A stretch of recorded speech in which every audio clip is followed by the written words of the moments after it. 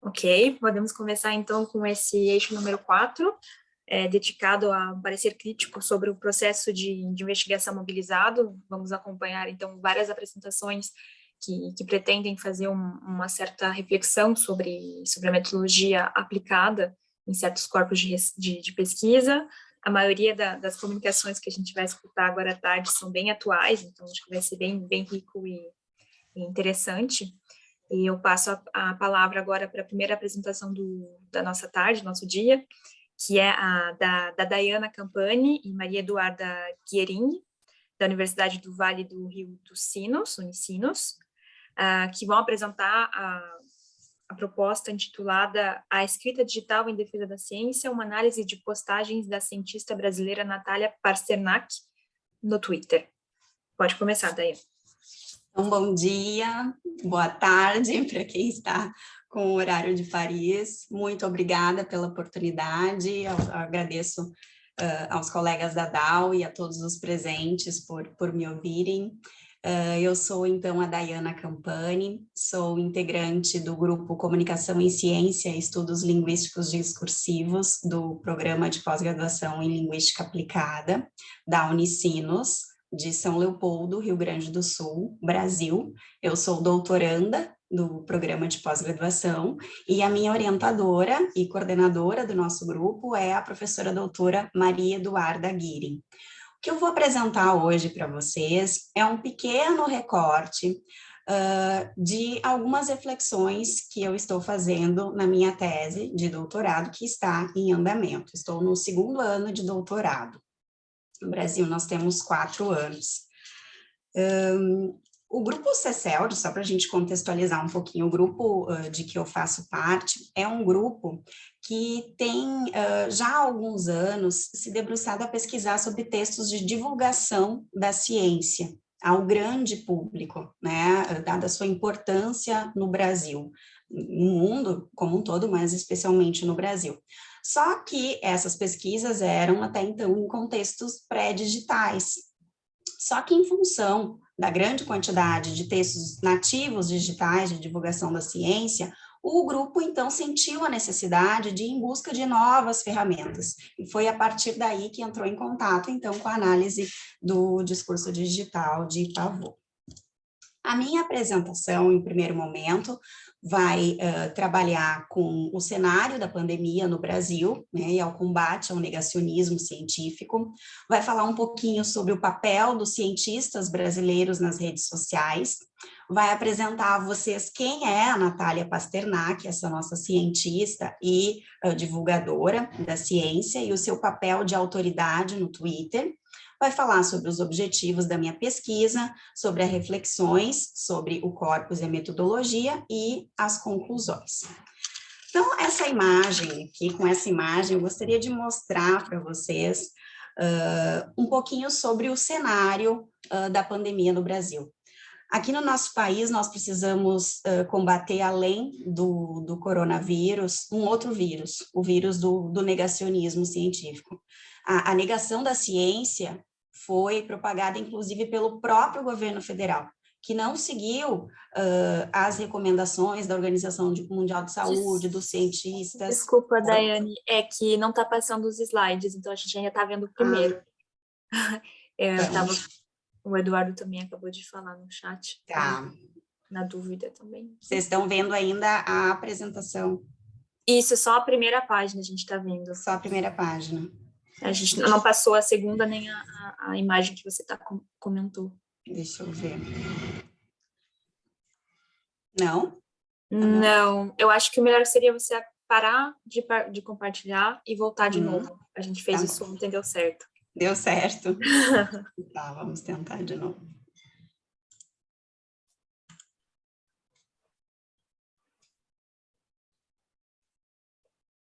Tentar passar. Tentar pela cima, vamos ver aqui.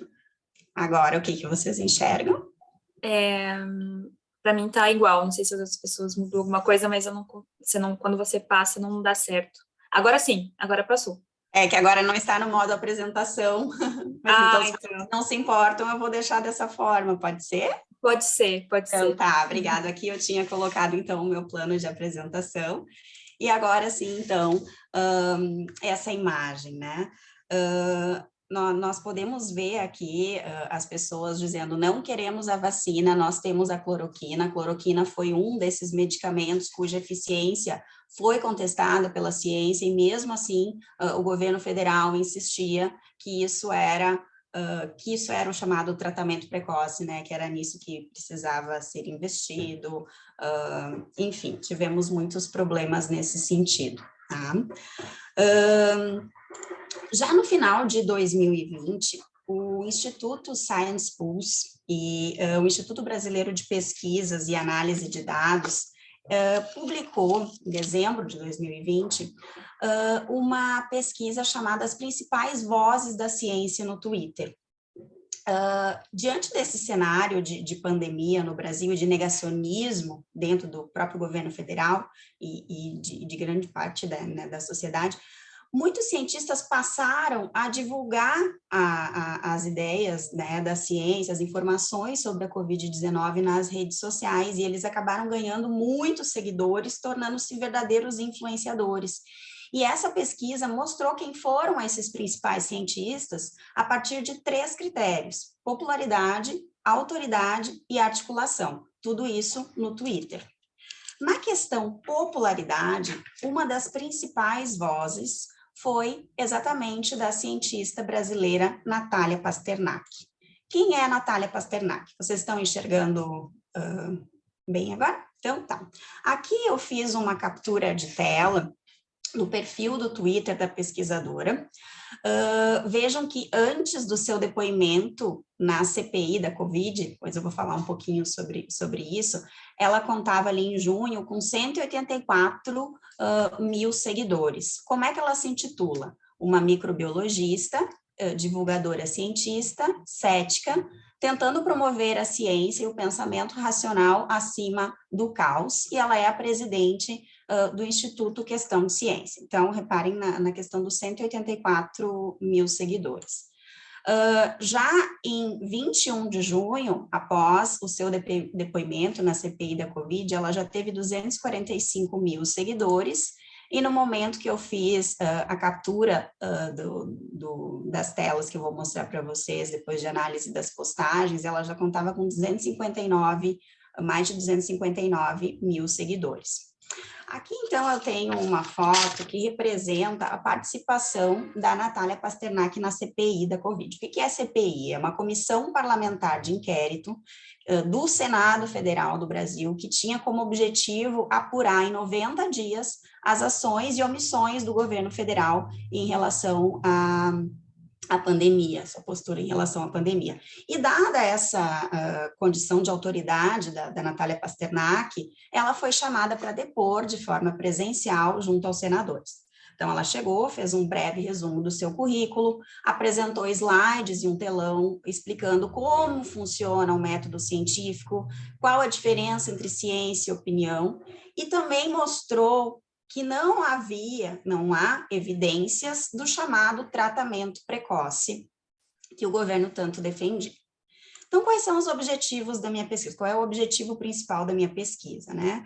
Analisar, então, as postagens dessa cientista no Twitter, em um período de 10 dias após a sua participação na CPI, com o objetivo de mostrar de que forma ela busca defender a ciência, mantendo a posição sustentada no seu depoimento, tá?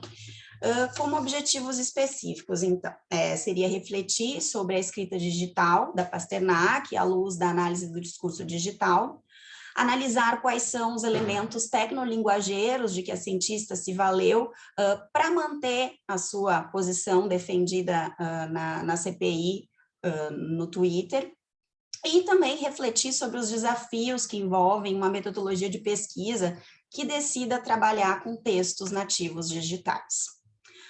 A metodologia de trabalho com textos nativos digitais, ela nos proporciona alguns desafios. Um desses grandes desafios, né, é exatamente o fato de a metodologia ser um objeto de estudo. Por quê? Porque trabalhar numa perspectiva simétrica, de acordo com o Pavot, requer que a gente não isole apenas os elementos linguísticos do texto, né? A escrita digital, ela acontece na máquina, nos ecossistemas, e não por meio deles ou sobre, né? Temos, então, uma integração entre linguagem, máquina, corpo do enunciador e o texto, e isso não pode ser ignorado, tá?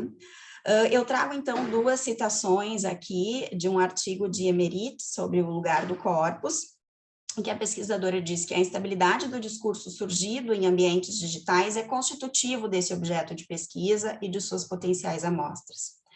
E, a partir de um corpus, será possível criar diferentes corpos que serão constituídos por congelamentos focados em parte desses dados acessíveis. Então, a partir dessa concepção, as capturas de tela da pesquisadora, né, as minhas capturas de telas, e essa pesquisadora que precisa ser um usuário, uma usuária do ecossistema, podem ser bons recursos. E sobre isso eu trago mais uma vez uma citação de Emerit, que a extração não é o lugar do corpus, é um corpus, né, fixo, é uma representação de uma seleção de elementos num determinado momento N.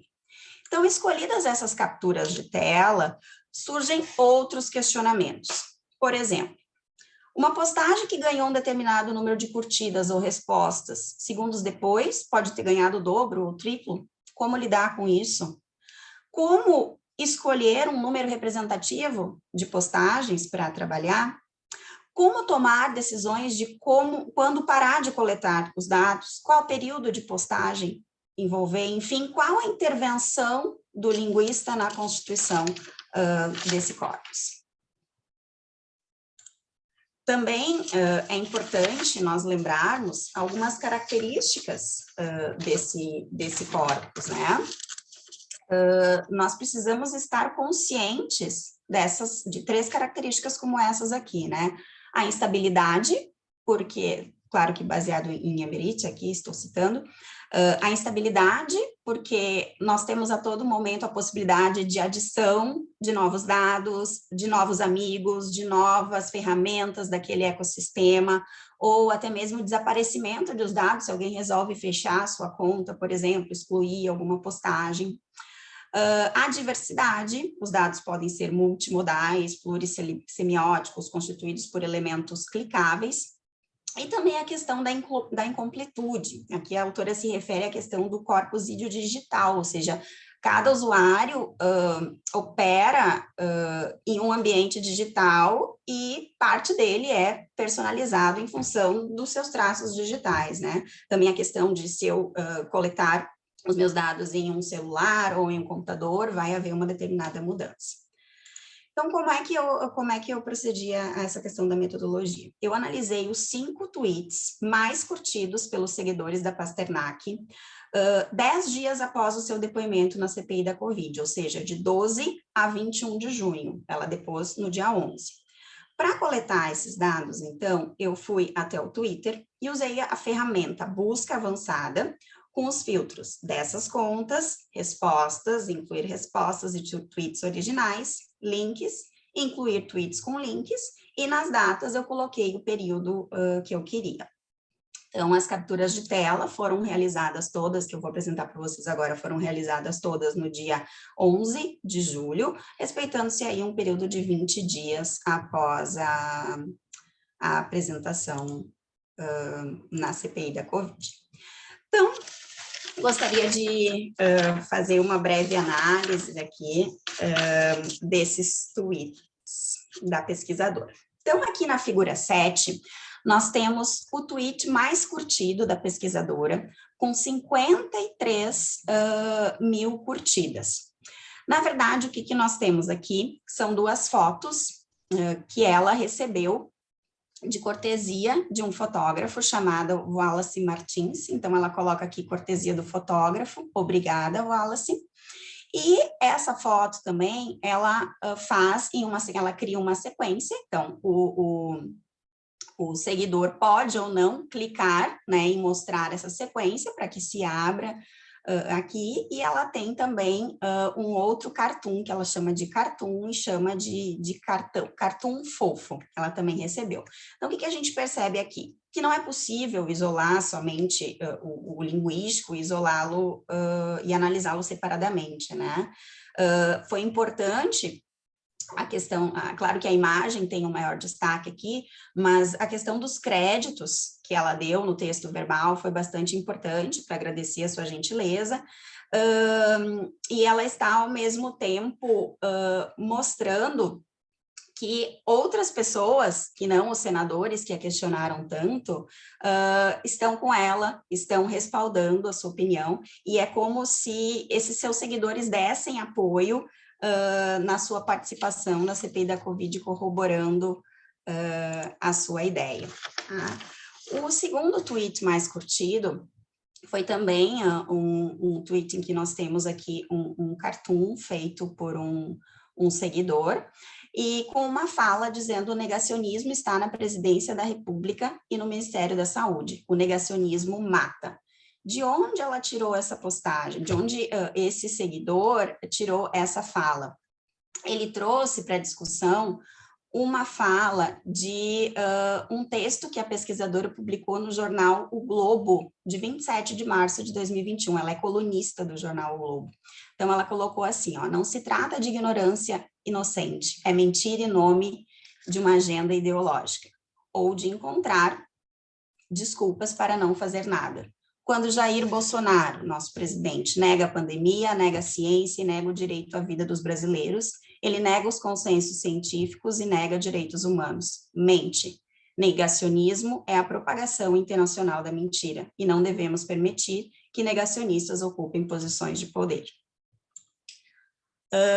Aqui, mais uma vez, o terceiro Twitter mais curtido da pesquisadora foi um Twitter em que ela retuita, na verdade, uma notícia do jornal O Globo, intitulada "Bolsonaro contraria autoridades de saúde e afirma que infecção por Covid é mais eficaz do que vacinação".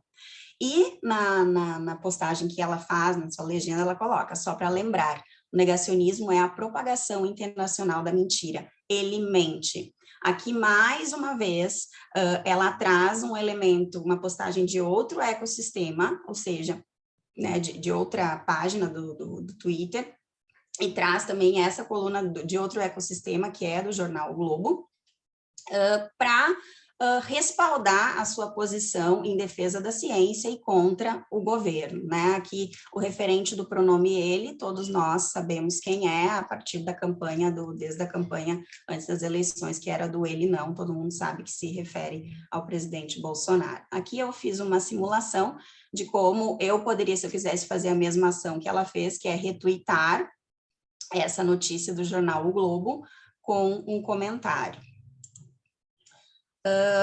A penúltima postagem mais curtida, então, foi uma postagem dirigida exatamente ao seu interlocutor, o senador Luiz Carlos Reins, que é um senador de apoio ao governo, que a questionou muito. Mesmo depois de ela ter feito tudo isso que eu falei para vocês, de ter dito quem era ela, mostrado o seu currículo, ter colocado nos slides todos os argumentos mostrando por que o kit Covid não funciona, o senador Reins, do período da tarde, ela depois do período da manhã, o senador Reins continua perguntando as mesmas coisas. Mas quem é você? Qual a sua credibilidade para poder falar sobre isso? Por que você não concorda, né? Então, ela até fez durante o seu depoimento, ela disse: olha, eu já falei isso tudo de manhã, não sei se o senhor estava presente, e aqui ela faz um outro recurso para defender a sua posição, um outro recurso argumentativo e um recurso até mesmo de aproximação, uma estratégia de aproximação com seus seguidores, que é aludir ao humor, ao deboche. Quando ela diz: eu sei que o senador Reins tem um tempo de reação demorado, mas parece também que ele tem bastante tempo livre. Então, está realmente interessado no meu currículo, o Lattes é público. Ele, depois do depoimento, ele saiu ainda dizendo que ela não tinha autoridade para falar sobre medicamento, afinal, ela era bióloga. E ela coloca, então, o seu currículo Lattes, que é a plataforma brasileira em que todos os pesquisadores são cadastrados, e ali está toda a sua formação, e ela mostra ali com esse link, né, aludindo a esse link, que funciona, esse link funciona, na verdade, como um recurso argumentativo para mostrar a sua autoridade, para mostrar a sua posição, né? E, por fim... Só para te informar sobre o tempo, desculpa, é 2 a 3 minutinhos para concluir. Sim, já estou concluindo, então. Obrigada. E aqui a última postagem, então, mais uma vez, ela posta uma coluna dela mesma no jornal O Globo, falando sobre o efeito placebo e o chazinho da avó, que ela dizia no depoimento da CPI da Covid, quando o Luiz Carlos Reis dizia que muitas pessoas se curaram com cloroquina, ela dizia, mas essas mesmas pessoas também tomaram o chazinho da avó, por exemplo, né? Então, ela coloca a sua coluna, ou seja, ela traz e que ela usa um recurso interessante. Se ela colocasse simplesmente o link, a URL da sua coluna no jornal O Globo, ela saberia que muitos seguidores não são assinantes e não conseguiriam ter acesso a esse texto. O que ela faz? Dá um print, coloca uma foto para que todos possam ter acesso, né? E depois ela vai colocando numa sequência também a postagem online, para aqueles que quiserem ler online, e aqui ela continua na sequência mostrando a foto da sua biblioteca em casa, de livros de Isaac Asimov, que é um dos pesquisadores que ela cita no seu texto. Bom, em relação às considerações finais, então, a minha análise qualitativa dessas 5 postagens mostrou a importância de se olhar para a escrita de textos digitais nativos com ferramentas específicas, né, a partir de uma nova concepção epistemológica que não isole os elementos linguageiros, mas que considere esse contínuo, né? Com as ferramentas específicas da DD, foi possível identificar os principais recursos de que a Pasternak se valeu para continuar defendendo a sua posição, já defendida na CPI da Covid, ou seja, para continuar alimentando o debate com a sociedade por meio das suas postagens, para legitimar o seu depoimento e legitimar o seu papel como autoridade, que pode, sim, falar sobre esse assunto. O uso, ela se valeu principalmente, pelo que eu percebi, dos recursos da hibridização e da deslinearização, né, uma classificação aqui de Pavot. O uso de imagens associados a elementos verbais e o compartilhamento de textos de outros ecossistemas funcionaram como argumentos em defesa da ciência e da sua própria posição de autoridade. E diante das características do corpus, foi necessário que eu tomasse decisões metodológicas que não ignorassem a constituição desse objeto de pesquisa. E é importante, em relação a isso, sempre explicitar essas decisões, né, e o caminho metodológico ao longo do trabalho. A gente percebe que as características que eu apresentei aqui de Emerit dialogam com as características sobre o corpus atribuídas por Pavot. Enfim, foi necessário, então, nós sabemos, diante de todos esses desafios que eu coloquei para vocês, que o nosso corpus exige, é importante, então, nós não ignorarmos, nós estarmos conscientes de todos esses desafios, mas tendo também a ciência de que é necessário uma certa estabilização para que nós consigamos fazer essa análise, né? E foram feitas, então, escolhas que eu socializei com vocês, que vêm ao encontro dos objetos da minha pesquisa. Muito obrigada. Obrigada, Dayana, por essa apresentação clara e bem interessante. Vamos voltar depois para a parte das perguntas e comentários, mas vamos passar diretamente para a próxima apresentação da Maria Chileidi Cordeiro. Chileidi, obrigada. Poliana Barbosa, Lucas Ribeiro Silva e Dalby Genstibach, também não sei se pronunciei bem, os 4 da FGV, que vão apresentar a proposta Discurso e Deslegitimação do Tratamento Precoce de Covid nas mídias digitais. Então, eu imagino que vai ter bastante conexão com a apresentação que a gente acabou de ver. Thaís, juste une petite question. Qui projette la présentation? Pardon, je n'ai pas compris. Qui projette, qui va partager la présentation? Maria, é você que vai compartilhar a tela? É Dalby. Oi, bom dia, Dalby. sou eu. Boa tarde. Isso. Dalby. Sim, vou compartilhar aqui. É bom. Ótimo. E todos nós vamos apresentar, certo? Ok, ótimo. Ótimo. Já estamos vendo, Dalbi, a sua apresentação. Vocês têm 15 a 20 minutinhos para apresentar.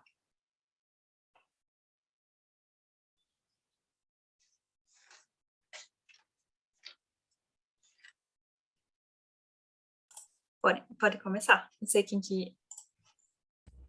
Dalbi, tá sem o áudio. E a gente não tá... Ah, tá. Deixa eu ver uma coisa. Acontece. Tá compartilhando? Tá compartilhando sim, a gente tá vendo bem. Ah, tá. Então agora deu. Então deixa eu só botar aqui. Bom, então, bom dia, boa tarde para quem está em Paris, na França. Bom dia para quem está no Brasil. E a gente vai vê sua apresentar, imagem, então, Dalbi. a minha imagem? Tá tudo preto. Tá tudo... Eita. Nem a tela? A tela sim, mas o teu vídeo não. Não, Não sei se sou só eu que não é a tua consigo. também. Eu acho que liga e desliga novamente. Com o vídeo eu fico sem áudio, eu não sei o que está acontecendo aqui. Bom, se qualquer coisa faz só o áudio mesmo, não tem problema. Tá, então Pelo eu vou menos o fazer áudio é mais somente... importante. Tá, vou fazer somente o áudio, então, para poder fazer a apresentação. Bom, então a gente vai apresentar aqui, né? Eu quero agradecer, na verdade, a oportunidade de a gente poder apresentar o nosso trabalho nesse evento. E a gente vai apresentar, então, o nosso projeto intitulado Discurso e Deslegitimação do Tratamento Precoce de Covid nos Meios Digitais. Esse trabalho, ele soma os esforços, né, interdisciplinares, os esforços de 2 linguistas, eu e a Maria, e de 2 cientistas de dados, que são o Lucas e a Poliana, que mais tarde vão falar da metodologia. Só vou dar uma contextualizada também, então, que esse trabalho ele foi desenvolvido, né, no âmbito da Diretoria de Análise de Políticas Públicas, lá da Fundação Getúlio Vargas, aqui no Rio de Janeiro. E a nossa diretoria, ela é um centro de pesquisa social aplicado, né, voltada à inovação para políticas públicas. Então, a gente busca qualificar o debate público, né, nos ambientes digitais, na internet, por meio de transparência de dados, participação social e de diálogo dentro da sociedade em rede, né? A gente é uma diretoria multidisciplinar, a gente conta com cientistas de dados, sociólogos, cientistas políticos, comunicólogos e linguistas. Esse trabalho, especificamente, ele faz parte de um projeto mais amplo, né, que a gente monitora e analisa o debate público em torno do protocolo medicamentoso contra a Covid-19, que ficou conhecido como tratamento precoce durante a pandemia do novo coronavírus, né? Deixa eu passar aqui. Bom, então, postagens sobre esse tratamento precoce, né, ou coloquialmente, né, o pessoal chama de kit Covid aqui no Brasil, essas postagens, elas circulam nas plataformas de rede social desde o ano passado, né, 2020, com o início da pandemia. Na verdade, meados da pandemia. Mas eles ganharam muita força. Não passou aqui o slide. O slide não passou para mim, não sei se para todo mundo. Para mim também tá travado, não passou a próxima página. Quer que eu compartilhe aqui rapidinho? Que aí... Pode compartilhar, por favor? Desculpa. Imagina, acontece.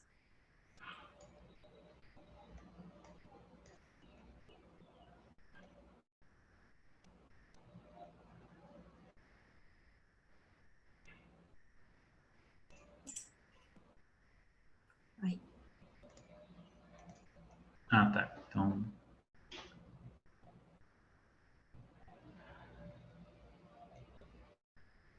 Vocês estão vendo os slides? Ainda está carregando, mas parece... Isso, deu certo. Bom, então, como eu estava falando, né, essas postagens, elas circulam nas redes sociais desde meados do ano passado, mas elas começaram a ganhar mais força agora no início desse ano, com o aumento de casos e de óbitos pela doença aqui no Brasil. Então, a gente procede, então, com a coleta e classificação dessas postagens, né, que foram feitas nos primeiros meses de 2021, e a gente articula métodos de ciências de dados e a análise de dados, ela lança a mão do aparato teórico-metodológico da análise de discurso crítica. O foco, então, recai sobre parte desse debate, né, especificamente a materialização tanto linguística quanto discursiva de discursos em defesa do tratamento precoce, né, e, a partir disso, das perspectivas ideológicas que são mobilizadas por esses discursos. Daí pode passar, por favor. Então, o objetivo desse trabalho, dessa parte do trabalho, né, foi justamente investigar a natureza e o funcionamento desses discursos, né, em defesa desse suposto, né, desse alegado tratamento precoce, que tecnicamente não teria eficácia comprovada contra a Covid, né, que foram mobilizados no Twitter. Daí agora eu passo a palavra para o pessoal de ciência de dados. Não, tem a parte teórica. Eu vou dar uma explicação assim rápida, né, do aparato teórico, né, que esse estudo ele foi situado. Foi situado na análise crítica do discurso, né, que se preocupa em investigar as teorias de sentido que constroem implicitamente as práticas sociais, né, e de deixar explícito, né, como essas práticas elas são relacionadas com as relações de poder e de dominação que são reproduzidas na sociedade. E a análise do discurso, nós assumimos, né, e compreendemos que o discurso ele vai ter um papel fundamental na formação e na mudança de atitudes e ideologias, quer seja de uma pessoa ou de grupos sociais. E o discurso ele pode ser controlado, né, para deslegitimar um grupo e legitimar outros, né? Então, é a partir desse aparato teórico também que nós entendemos que é a partir desse controle, né, discursivo e cognitivo que os pontos de vista e as ideologias são disseminados na sociedade. Então, para a análise crítica do discurso, pode passar, Paulo. É uma categoria muito importante, é o modelo mental, né, que é um ponto de vista sobre as coisas do mundo, ou seja, ela vai fazer parte da interface entre o discurso e a sociedade, ou seja, os discursos vão moldar a sociedade, assim como a sociedade também vai moldando esses discursos.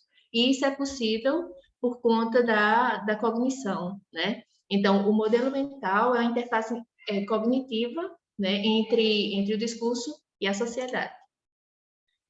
E outra coisa também que é importante a gente saber é que essa relação entre discurso e sociedade ela vai deixar explícito, né, aspectos mais gerais e as ideologias de determinados grupos, ou seja, quais são os grupos, né, que vão sobressair e quais as relações de poder que estão imbricadas nessa circulação, né, por exemplo, nesse trabalho nós vimos os posts no Twitter. Pode passar, Paulo. Pronto, agora o pessoal de ciência de dados vai apresentar melhor como é que foi o recorte metodológico, né, passo a passo. No caso, então, né, o Dalby e a Cirleide, eles constroem uma regra de filtro linguístico, né, que ela é aplicada dentro da nossa base de dados. Pode, passa, depois a gente volta rapidinho nesse daí. Nós utilizamos a API do Twitter, a API de streaming, para coletar o debate sobre Covid. E daí, esse debate ele é armazenado dentro de uma base de dados, né, que a gente utiliza o Postgres. E a partir dessa base de dados, a gente consegue construir nossas análises, né?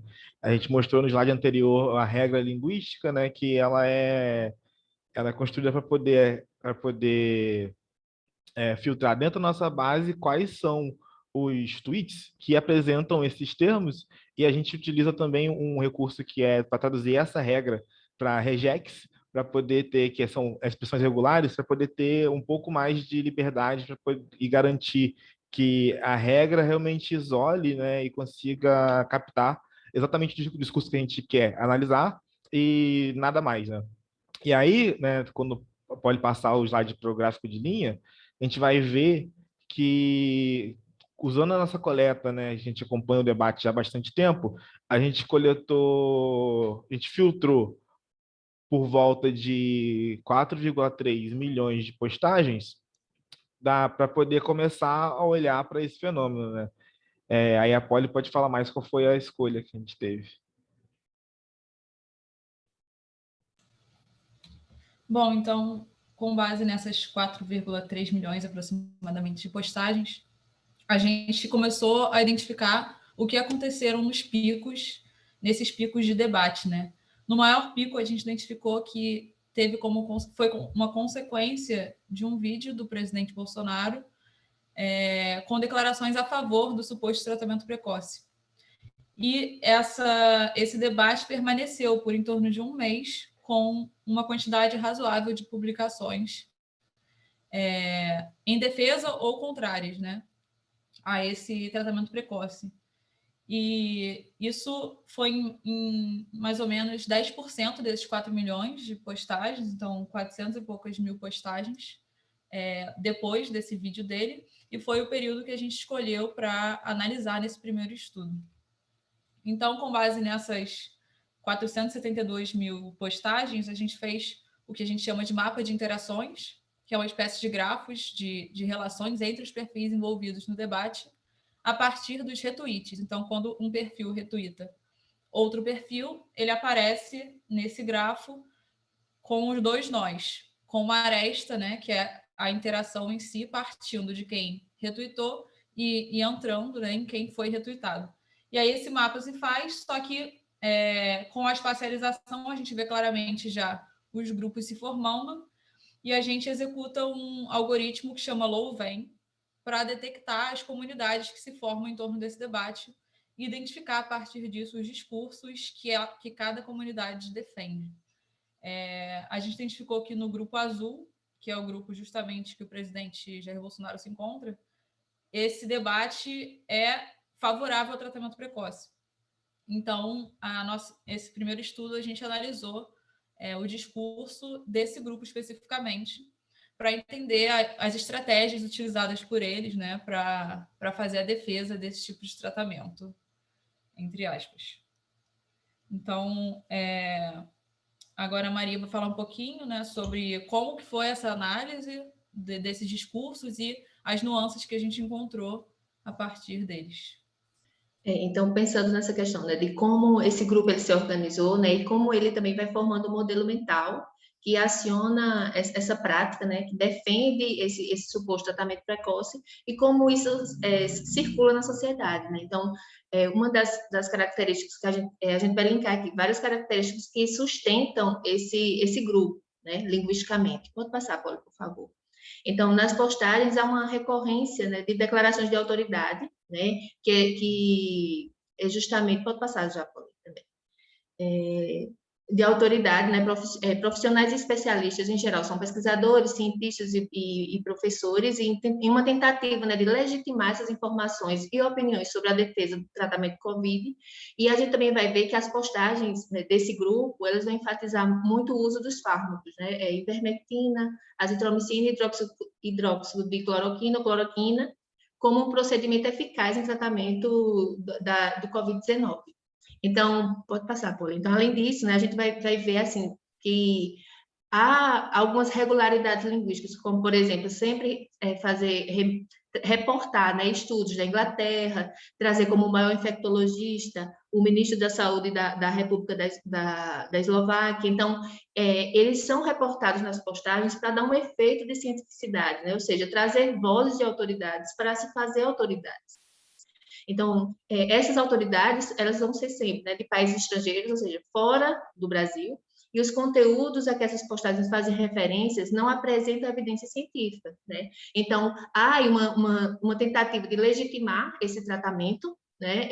E, ao mesmo tempo, há um controle, né, cognitivo e discursivo de como o tratamento precoce ele é eficaz. Outra recorrência foi o apelo, né? O relato das experiências pessoais, ora vivenciada pelo próprio anunciador, né, por quem supostamente está postando, ora testemunhadas por ele.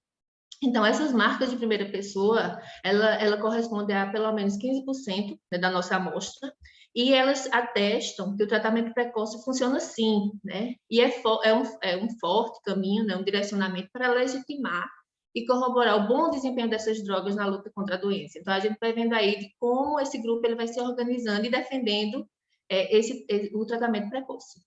E, desse modo, né, como se pode apontar, como processo de deslegitimação, a evidência das experiências individuais, né, como uma tentativa de generalizar, né, ou seja, o que invalidaria a compreensão da alta periculosidade do vírus, e recorrer a esse tratamento precoce, ou seja, se eu me curei, né, ou se alguém próximo a mim fez isso, além de indicar, né, essa cura e meio que deslegitimar a potência desse vírus, né? Também vai legitimar de que a doença COVID-19 é um tratamento simples, né? E pouco controverso. Pode passar, Paulinho. Outro ponto também que nos chamou a atenção nesse grupo é de como há uma construção, né, uma polarização, na verdade, em que os posts vão organizando, tipo, um grupo, né, pró-medicamentos preventivos e fazendo essa oposição à vacinas. Essa polarização ela é sustentada, né, na cadeia textual discursiva dos enunciados, e eles vão legitimando, né, a hidroxicloroquina, a ivermectina, né, também eles falam muito sobre a abertura de comércios, e se configura na afirmação do grupo de que defende esses tratamentos preventivos e deslegitima o tratamento precoce, o grupo pró-vacinas, né? Então, aí a gente vê claramente uma polarização. Pode passar, por favor. E há também, nesse grupo, outra coisa que chamou a atenção, né, do tratamento precoce versus a vacina é a questão do negacionismo, né, que é uma ocorrência do uso de aspas, pode passar, ou a palavra ela vai estar escrita em caixa alta, dando um efeito de afastamento, né, e ao mesmo tempo legitimando a eficácia desses fármacos, novamente, né, outra estratégia de legitimar esse discurso em favor do tratamento precoce. Então, a gente vê aí de como o discurso, né, desse grupo, do grupo azul, ele vai tentar legitimar o tratamento precoce, defender, e deslegitimar grupos como a vacina, né? Grupos que não pensam dessa forma.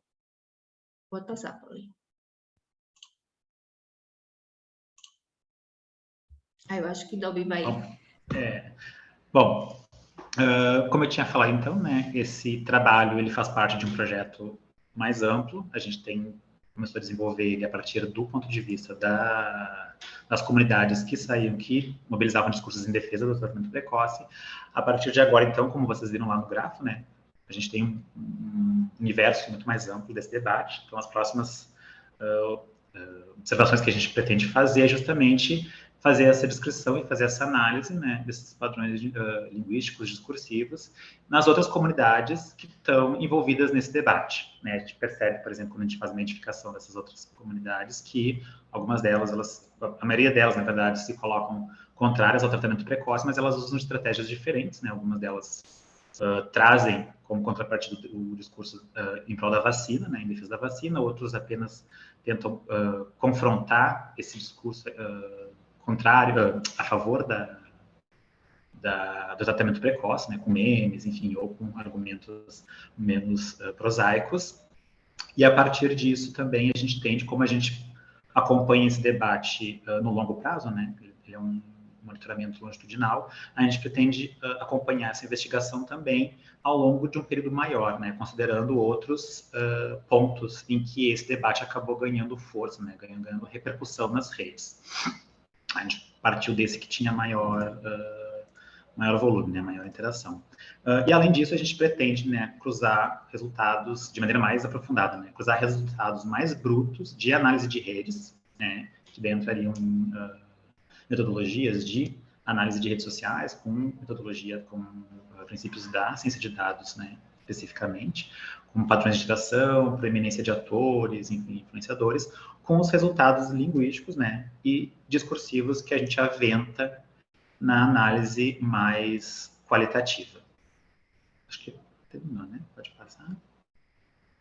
Aqui, então, está a equipe que participou desse trabalho especificamente e a gente agradece muito a atenção. Obrigado. Muito obrigada, Dalby. Agora estamos te vendo. Deu certo. Muito obrigada por essa apresentação. Achei muito interessante também a própria dinâmica que vocês construíram na apresentação. Deu para ver que cada um colocou, né, um pouco de si, tanto do ponto de vista metodológico quanto durante a apresentação. Achei bem interessante. Abrimos, então, a discussão em relação às duas apresentações que a gente viu agora, da Dayana, desculpa, e do grupo de pesquisadores da FGV. Não sei se alguém tem alguma pergunta, algum comentário. Si vous avez donc des questions, n'hésitez pas à le poser même en français et on traduira en fonction au besoin, voilà.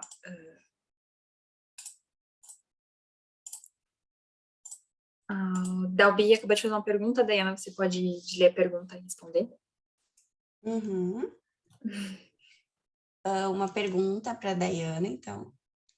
Obrigada. Obrigada. Então, uma pergunta. Quais razões para serem escolhidas as postagens mais compartilhadas para análise? Obrigada, Dalbi, pela pergunta. Não foram as postagens mais compartilhadas, foram as mais curtidas. E eu procurei para ver... eu precisei usar um critério, né? Então, o primeiro critério, na verdade, foi ver o que ela postou sobre ciência, porque às vezes ela posta algumas coisas e posta algumas coisas, né, que não necessariamente tenham a ver com isso. Então, o primeiro critério foi esse. Então, diante das várias postagens que ela fez, eu precisei escolher um critério. Por que eu optei pelas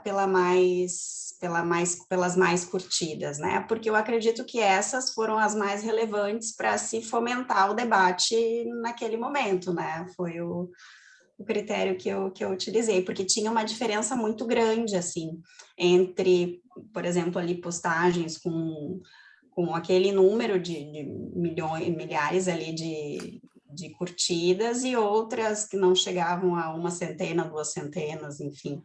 Então, acreditei que esse fosse um critério relevante. Obrigada pela pergunta. Eu confundi com as mais compartilhadas. Na verdade, a gente geralmente, quando a gente faz as análises também, a gente tende a olhar para as mais compartilhadas, porque a gente tem essa ideia de que quando a pessoa compartilha aquela mensagem, ela assume aquele discurso para si. Então, ela como se estivesse fazendo um abaixo-assinado, né? Ou seja, seriam as visões sobre aquele tema, sobre aquele assunto, que mais seriam representativas daquela comunidade ou daquele grupo, né? Mas os likes também são uma métrica. Sim, não cheguei a fazer uma análise, mas eu achei bem interessante essa tua pergunta, porque eu vou olhar de uma outra maneira agora para esse dado também. Mas olhando assim, sem fazer uma análise mais fiel, eu posso perceber que o número de compartilhamentos também é bem relevante, né? Para nós, justamente dessas mais curtidas, assim. Mas eu teria que fazer uma análise, né, mais apurada para te responder isso. Mas eu gostei muito e vou olhar para esses dados também. Mas eu acho que o número de curtidas também é importante, porque eles dão um indício sobre o alcance da mensagem. Porque geralmente as pessoas interagem com curtida para dizer que viram a mensagem. Então a gente tem uma noção do alcance, de até onde a mensagem foi, né? Para quantas pessoas ela conseguiu alcançar, com base no número de curtidas. Então foi um critério bem importante também. Obrigada. Obrigada pela sugestão. Seria interessante, né, cotejar as duas informações. Tem uma ideia nova aí de pesquisa. Outra pergunta, comentário? Alguém que deseja... Senão eu tenho uma observação, enquanto não chegam outras perguntas, que na verdade não é uma pergunta, mas uma observação, uma coisa que me chamou a atenção nas duas apresentações, e que eu achei um ponto de convergência muito forte, é essa questão da legitimização. Vocês falaram muito de legitimidade, de autoridade, e nas duas apresentações. Então, não sei, talvez seja uma impressão de fora, mas, por exemplo, a primeira apresentação, me parece que a cientista está sempre nessa busca pela legitimação enquanto cientista. Então, ela vai mostrar o currículo dela. E tem até uma questão estética, eu achei, assim, nas publicações, a mais curtida eram só fotos dela, né, basicamente, então não era, assim, o discurso científico que eu estava esperando, na verdade, quando você falou das mais curtidas, era só, assim, ela se mostrando como um personagem importante e relevante para a discussão. E a mesma coisa apareceu na segunda apresentação, também era uma dimensão a primeira categoria, né, que você apresentou, Maria, era realmente, tipo, legitimar o que estava sendo falado, e tem até uma certa ambivalência. Bom, não acreditamos no discurso científico, mas, ao mesmo tempo, precisamos dele para legitimar o que estamos falando. Então, enfim, não é realmente uma pergunta, é mais um comentário, que talvez vocês possam comentar também depois, mas eu achei que é um ponto de convergência interessante entre dois resultados. Isso é bem o reflexo do que nós vivemos no nosso país, né? O cientista precisa a todo momento mostrar que ele tem autoridade para falar sobre isso, né? Enfim, eu era um cientista discutindo com um senador da República o que... E o que chama a atenção na pesquisa que nós fizemos, né, é justamente essa contradição, né, de como é que vai se combater esse discurso, essa ciência, né, e depois trazer as vozes de autoridades, seja médicos, né, pesquisadores, para legitimar esse discurso. Então, a gente vê aí o quanto que esse grupo, né, não, a gente não fez nessa análise, mas em outros lugares, né, nós sabemos que é uma base que ela é associada ao governo federal, né? Então é muito perigoso, porque ela vai às fontes, né, do discurso científico, quando na verdade a gente vai ver também muitos desses estudos que eles fazem alusão, muito fact-checking já não valida mais, né? A gente sabe que a ciência também tem esse movimento, né?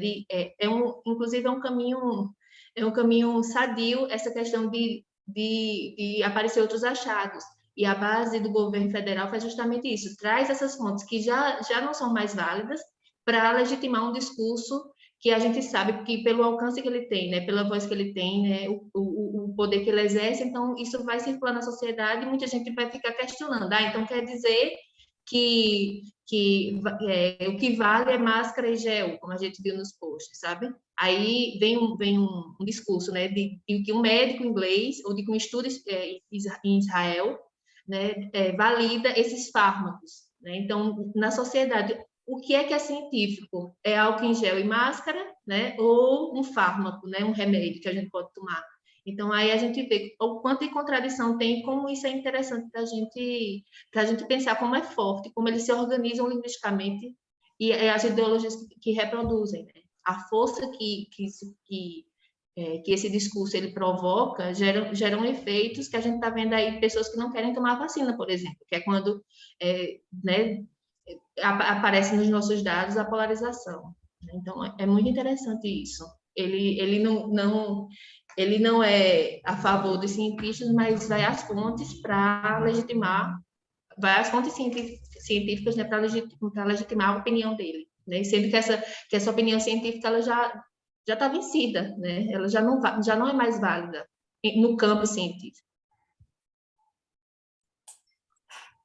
Obrigada pelos comentários. Oi, alguém levantou a mão, mas não consigo ver quem é. Sim, é o Dalbi. Fui eu. Não, só para complementar, na verdade, a Maria e a Dayana a respeito disso, que é algo que também é importante para a gente pensar sobre como que a gente busca legitimar esse discurso que a gente vai chamar de científico, é uma diferença bem importante que a gente considera aqui, que é, em inglês, a gente tem dois termos, que é o do misinformation e o disinformation, né? E que, na verdade, quando a gente recorre a essa ideia de disinformation, é uma tentativa proposital de passar uma informação errada, né? A gente quer enganar, a gente cria uma fake news. Mas, nesse caso, não funcionaria dessa forma, porque para esse grupo, essa informação ela é legítima e ela é verdadeira. Então, na verdade, seria um equívoco acreditar nela. Então, seria assim, daí por isso que entra na seara da misinformation, que é uma informação equivocada, uma informação da qual a gente não tem uma comprovação, mas ainda assim a pessoa toma aquilo como verdadeiro. Isso é bastante problemático, porque, por exemplo, quando a gente faz análise do uso do negacionista, né, do termo negacionista, ou negacionismo nessas postagens, eles consideram que, né, como a gente fala negacionismo da ciência, né, a pessoa nega a vacina, por exemplo, ou nega a máscara, nega o álcool, nega o isolamento, a gente vai considerar negacionista, e eles vão usar esse termo com uma marcação gráfica bem clara, ou uma aspas, ou em caixa alta, e sempre eles vão ressignificar esse termo dizendo negacionistas são aqueles que nos negam o direito do remédio. Né? Ou seja, eles partem de que a afirmação do remédio é válida, ela é científica, e que, né, daí seria uma misinformation, né, uma informação equivocada, e que negar esse remédio que é contra a ciência. Porque a negação do remédio, a negação do meu direito ao acesso ao remédio, o meu direito de tomar o remédio, é a negação da ciência. Então, a ciência é o remédio, negar a ciência e me negar o remédio. Então, tem esse embate em termos do que eu tomo como científico e o que eu tomo como anticientífico, não científico. Porque para essa comunidade, de fato, aquilo é científico e é verdadeiro. Né? Não é assim, tipo, eu quero enganar alguém. Não. Aquilo é a verdade, né? As pessoas só não aceitam.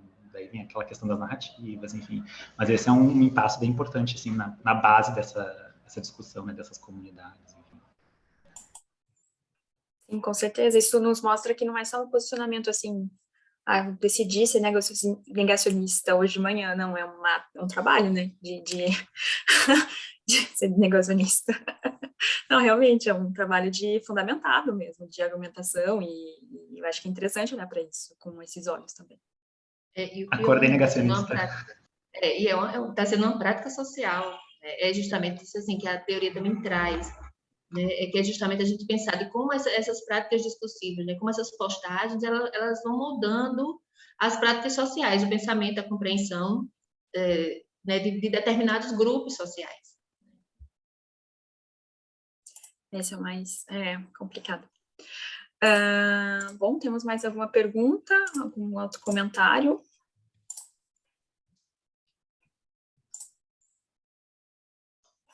Thaïs, je voulais juste tâter ma compréhension du portugais. Tâter. Ok. D'accord, j'essaye. Juste pour savoir, pour les deux présentations, s'il y a finalement des formes discursives spécifiques qui apparaissent sur Twitter qui permettent de parler d'une particularité de la narrative du discours négationniste, justement. Vocês entenderam a pergunta? Vocês querem que eu traduza? Désolé. Sim, ok. Não, é que ele te perguntou se há algum traço específico da formação discursiva no que tange essa questão do discurso negacionista. Tem alguma particularidade do discurso negacionista no Twitter? Se eu entendi bem a questão. É isso.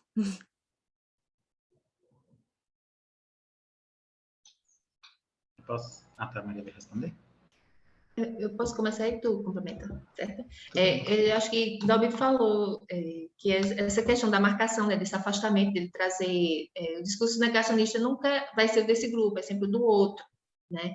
Aí por isso também eu acho que a marcação linguística forte que esses posts traz é justamente o que Dalby falou, né? As aspas e em caixa alta, né? A palavra negacionista, negacionismo. Sempre em caixa alta. Vai ter sempre uma marcação linguística diferente das outras. E nunca é dele, né? É sempre do outro. Acho que isso é bem importante também. Outra questão também que a gente observa nesse sentido, de como que ele se estrutura linguisticamente, discursivamente, diz respeito a alguns aspectos de apelo. Então, por exemplo, a gente sabe então que quem defende a vacina também vai recorrer a vozes de autoridade, né? Então, tipo, quem defende a vacina vai também dizer, tem um cientista tal, tem um estudo tal que vai defender a vacina, mas uma particularidade desse grupo especificamente que a gente viu o apelo a relatos de experiência pessoal, né? Em que a pessoa, ela conta uma experiência com o remédio, ou com ela, ou com meu filho, minha sogra, enfim, e tem uma pretensão de generalização, né? Assim como a gente imagina no discurso, no método científico, para tentar validar esse medicamento, enquanto que nos grupos pró-vacina ou que contestam esse tratamento precoce, eles nunca recorrem apenas a uma experiência pessoal com esse tratamento, não, com essa estratégia, né, de imunização, enfim, é sempre pensando no coletivo, né? Então, as marcas de primeira pessoa nessa comunidade em defesa do tratamento precoce, elas são bastante significativas, são bastante expressivas. Essa coisa do eu, meu, minha, verbos como tomei, curei, peguei, em primeira pessoa, né, conjugados na primeira pessoa, e sempre, isso é bastante significativo nessa comunidade, né, enquanto que no grupos contestam esse tratamento, né, eles geralmente tentam pensar assim, tomem a vacina por questão coletiva, pela questão da imunização geral, enfim, né, eles não têm essa pretensão de generalização a partir de uma experiência pessoal, né, de uma experiência única. Isso também confunde um pouco a questão do que seria ciência, o método científico, né, porque eles assumem que se eu tomei, eu curei, né? Se eu peguei, tomei, ou se eu não peguei ainda, tomei e preveni até pegar, isso já valeria como um percurso de método científico, né? Seria uma forma de fazer ciência, né? entre aspas bem generosas ali, né? Mas enfim, daí também tem a questão de que é saber como é que é o método científico, conhecer o método científico e conhecer o que é ciência, né? A conceptualização de ciência. Desculpa que eu acho que vai ter que traduzir, né? Porque a gente não fala em francês. Não, mas eu acho que ele entendeu. Que eu vi ele, né, falando sim, sim, sim, então entendeu. Obrigado. Ótimo. Bom, acho que podemos passar a nossa pausa. Nós temos aí uns minutinhos antes de começar a próxima apresentação. E podemos relaxar um pouquinho, tomar uma aguinha antes de começar às 4h40 aqui, né? No caso, para vocês, 12h40, se eu calculei bem, a próxima apresentação. Então, 40 não, desculpa, 20, desculpa, me equivoquei aqui na leitura. 4h20, e aí 12h20 não vai dar uma pausa muito grande, né? Ça va, tu vois que ma Vai ser- compréhension, elle n'est pas si mauvaise que ça. Je dis 40. Não. É nessa mesma sala? É nesse mesmo link? Isso, nesse mesmo link. Donc, juste pour dire en français aussi, donc on va partir à une pause là maintenant. Donc, on reprend à 16h20 tout à l'heure. Donc, je vous laisse voilà, faire une petite pause. À tout à l'heure. À tout à l'heure. Je vois que Michel est